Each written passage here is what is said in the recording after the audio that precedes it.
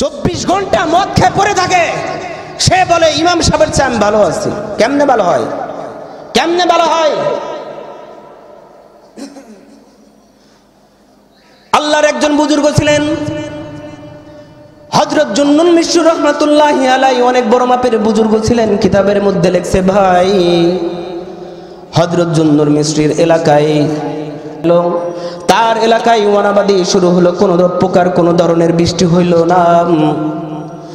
এলাকার লোকেরা তখন চিন্তা করলেন, জামানার বিখ্যাত বুজুর্গ হযরত জুন্নুন মিশরী রাহমাতুল্লাহি আলাইহি, অনেক উঁচু মাপের বুজুর্গ,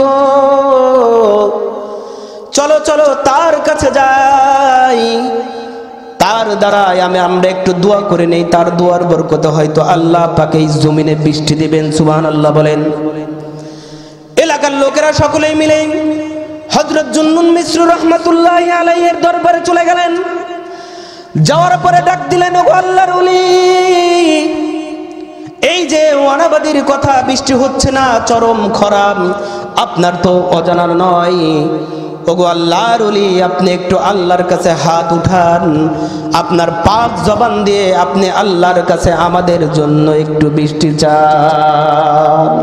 হযরত জুন্নুন মিশরী রাহমাতুল্লাহি আলাইহি বলেন যে, এই মেয়া দোয়া তো করব, অবশ্যই আসতো দোয়া করব, কিন্তু তার আগে দেখা দরকার যে কুরআনুল হাকিমের মধ্যে আল্লাহ বলছেন যে এই যে আযাব গজব দেই তোমাদের, এটা হাতের কামাই। তোমাদের কি হাতের কামাই? এই যে আযাব গজব আল্লাহ পাক যে দেয়, এই যে করোনা চলতেছে, এটা কি এই বান্দার এই উম্মতের হাতের ফসল, সে কামাই করে।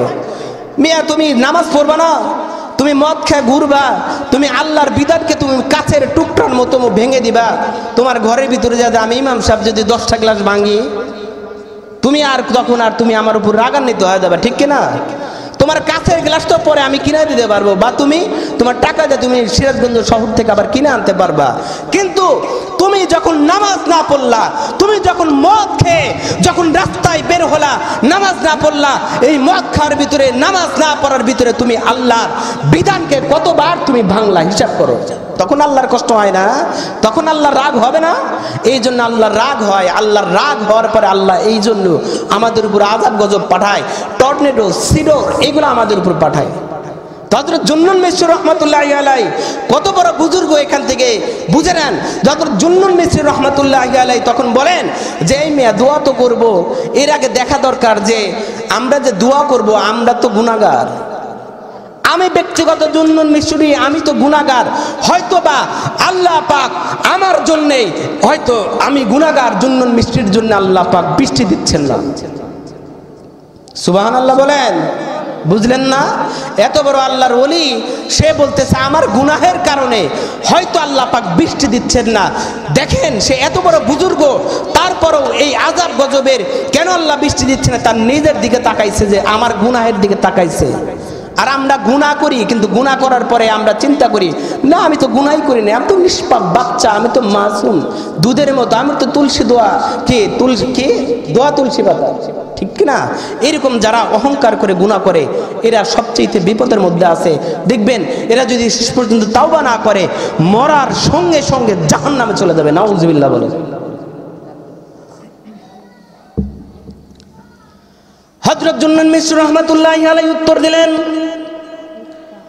সবার আগে দেখতে হবে আমি জুন্নুন মিশরী অনেক বড় গুনাহগার, আমার মধ্যে অনেক নেফাকি আছে, আমার মধ্যে অনেক গুনাহ আছে। আর এই কারণে আল্লাহ পাক হয়তো বা বৃষ্টি দিচ্ছেন না। অনাবাদি জমিগুলো পড়ে আছে, জীবজন্তু বৃষ্টির পানি না পেয়ে তারাও অনাহারে আছেন।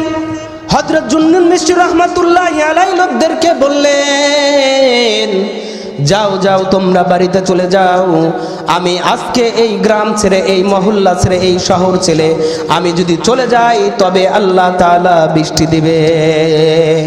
হযরত জুন্নুন মিশরী রাহমাতুল্লাহি আলাইহি তার এরিয়া মহল্লা ছেড়ে চলে গেছেন।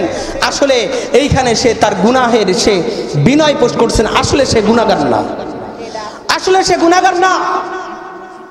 সে একজন আল্লাহর ওলি, বড় বুজুর্গ, ওই জামানার বিখ্যাত বুজুর্গ ছিলেন হযরত জুন্নুন মিশরি, অনেক বড় আলেম ছিলেন। সে তার নিজের গুনাহের দিকে তাকাইছে, আর সে রাতের বেলা এখান থেকে চলে গেছে, এলাকা ছেড়ে চলে গেছে, যে না আল্লাহ পাক হয়তো আমি গুনাহগার বান্দার জন্য হয়তো এই এলাকা বৃষ্টি দিচ্ছেন না, তার কারণে আমি চলে গেলাম। কত বড় আল্লাহু আকবার!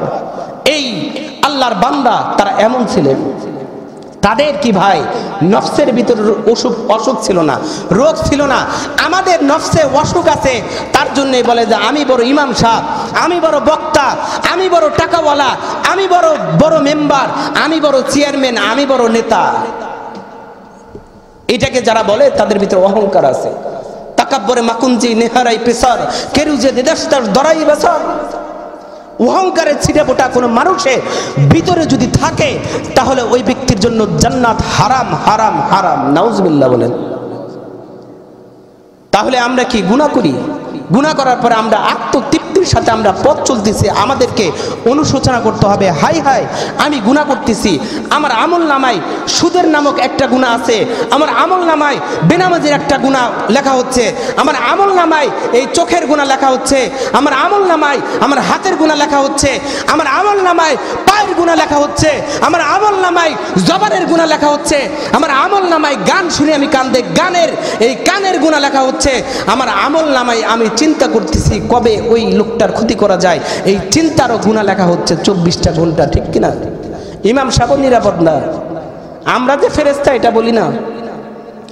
আমরা ইমাম সাহেব, ওলামায়ে কেরাম, বক্তা, আমরা যে নিরাপদ, আমরা যে গুনাহ থেকে মুক্ত, এটা আমরা বলি না। আমরাও গুনাহ করি, আমরাও গুনাহ করি, হয়ে যায়। কারণ শয়তান সে আল্লাহর সাথে চ্যালেঞ্জ করেছে, জাল্লা তোমার বান্দার রক্তের শিরায় শিরায় রক্তের বিন্দুর মধ্যে যেন আমি ঢুকতে পারি, সেই ক্ষমতা আমাকে দাও। আল্লাহ দিয়ে দিছে, এবং আল্লাহ বইলেও দিছে যে আমার ইমানদার যেই বান্দাগুলা, ওইগুলাকে তুই নিতে পারবি না।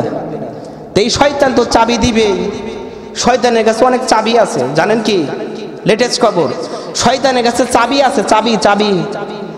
এই চাবি এক লোক দেখছে, দেখার পর কি ব্যাপার, কিছু চাবি জং ধরা আর কিছু চাবি পরিষ্কার, এত চকচকা, ব্যাপারটা কি, এর হাকিকত কি?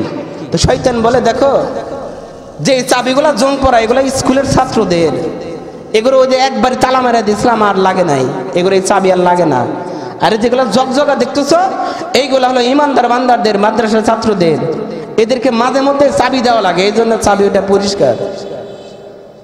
যেদিনে শয়তান এ বান্দার পিছনে থাকবে, সে মৃত্যু পর্যন্ত সে বান্দার ঈমান ছিনতাই করার জন্য সে ঘুরবে।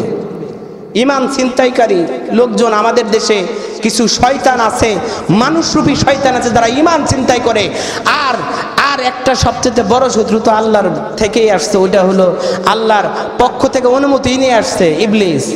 এই দুই শয়তান, এই ইবলিস সে মৃত্যু পর্যন্ত, সে মৃত্যুর আগ পর্যন্ত, যখন মানুষ মৃত্যুর উপকণ্ঠে পৌঁছায়, তার মৃত্যু যখন গলার একদম শেষ ঢুকুর পর্যন্ত আসে, শেষ পর্যন্ত শয়তান চেষ্টা করে এই মুমিন বান্দাটাকে, এই মুসলমানটাকে কেমনে বেঈমান করে কবরে পাঠানো যায়, ঈমান হারা করে কবরে পাঠানো যায়। নাউজুবিল্লাহ বলেন। তাহলে সবচেয়ে বড় চোর কে? ভুলে গেলেন নাকি? সবচেয়ে বড় চোর কে? ঈমান ছিনতাইকারী শয়তান, ইবলিস। এই ঈমান ছিনতাইকারী সে বান্দার, আল্লাহর পেয়ারা বান্দার গুলার ঈমান সে শেষ পর্যন্ত ছিনতাই করবে, এই তালে সে থাকে। আর কিছু বান্দা মানুষ নামের কুলাঙ্গার, এইগুলা ঈমান ছিনতাই করে। যেমন মাজার আছে, এই মাজারে যেই ব্যক্তি মাজারে সেজদা দিবে, সাথে সাথে সে মুশরিক হয়ে যাবে, সে কবিরা গুনাহ করে ফেললো, সাথে সাথে তার ঈমান শেষ। আল্লাহ ছাড়া কাউকে ডিপ দেওয়া যাবে? এই কথা বলেন, মাজারে ডিপ দেওয়া যাবে? মাজারে ডিপ দেওয়া যাবে? যদি মাজারে ডিপ দেওয়া যায়, তো সবচাইতে বড় আল্লাহর ওলি কে ছিলেন? আল্লাহর রাসূল সাল্লাল্লাহু আলাইহি ওয়াসাল্লাম। মদিনাতে যান, দেখেন তো সেজদা দেওয়ার সুযোগ আছে নাকি?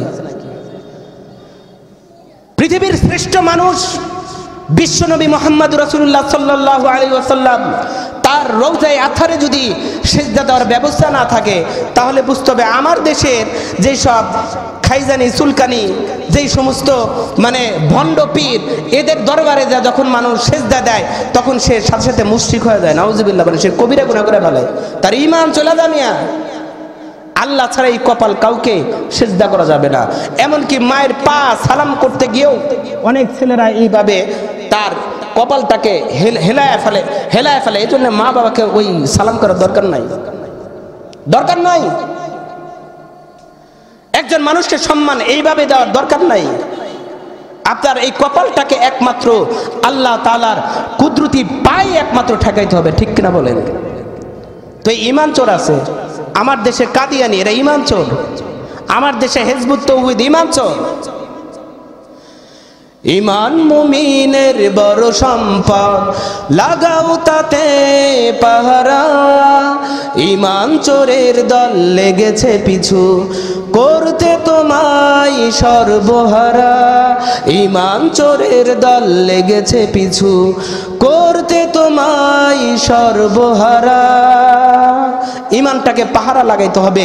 আমার ঈমান যেন কোনো ব্যক্তির কারণে, কোনো পীরের কারণে যেন আমার ঈমানটা যেন না যায়, এই দিকে আমাদেরকে খেয়াল রাখতে হবে। কারণ ঈমান সবচেয়ে বড় সম্পদ। কারণ আপনি যখন বিদেশ চলে যাবেন তখন আপনাকে ভিসা পেইড করতে হবে। আপনি সৌদিতে যাবেন, আপনি বাংলাদেশে আপনি যখন এখান থেকে বের হবেন, ওই এলাকায় যখন ঢুকবেন তখন আপনি ওই দেশের সরকারকে আপনাকে ভিসা পেইড করতে হবে। আপনি যখন জান্নাতে যাবেন, আরে আমল দ্বারা তো জান্নাতের ডেকোরেশন হয়। আমল দ্বারা কি জান্নাতের ডেকোরেশন হয়। আর জান্নাতে ঢুকতে গেলে যে ভিসাটা দরকার সেটা হলো পিওর, খাঁটি, শুদ্ধ, একদম ক্লিন ঈমান। এই ঈমানটা যদি কোনো মানুষের যদি পিওর খাঁটি থাকে তাহলে সেই ব্যক্তি জান্নাতে যেতে পারবে, সুবহানাল্লাহ বলেন।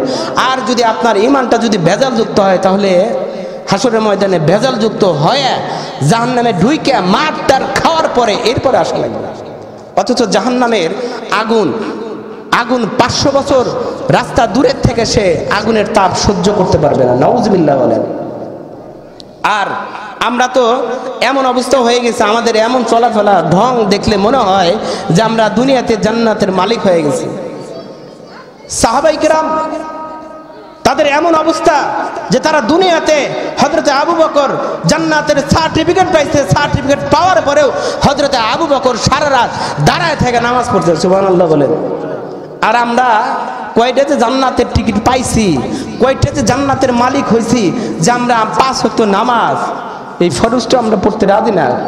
আমরা মনে হয় জান্নাতের টিকিট পাইছি, না জান্নাতের টিকিট পান নাই। শয়তান আপনাকে জাহান্নামের টিকিট দিয়ে দিছে, শয়তান আপনাকে জাহান্নামের টিকিট দিয়ে দিছে। এই জন্য সাবধান সাবধান সাবধান, তাওবা করতে হবে আমাদেরকে। কারণ মৃত্যু কখন এসে যায় বলা যায় না। আজকে আপনি রাতে ঘুমের মধ্যে মারা যেতে পারেন। আপনার এই গুনাহগুলো আমলনামা থেকে আপনি এই গুনাহগুলো থেকে আপনি সরাইলেন না, তাওবা করলেন না। আল্লাহর কাছে তাওবা করলে তো আপনি নিষ্পাপ হয়ে যেতেন। আর রাতের ভিতরে যদি আপনি মারা যান তাহলে আপনি নিষ্পাপ হয়ে মারা গেলেন, সুবহানাল্লাহ বলেন।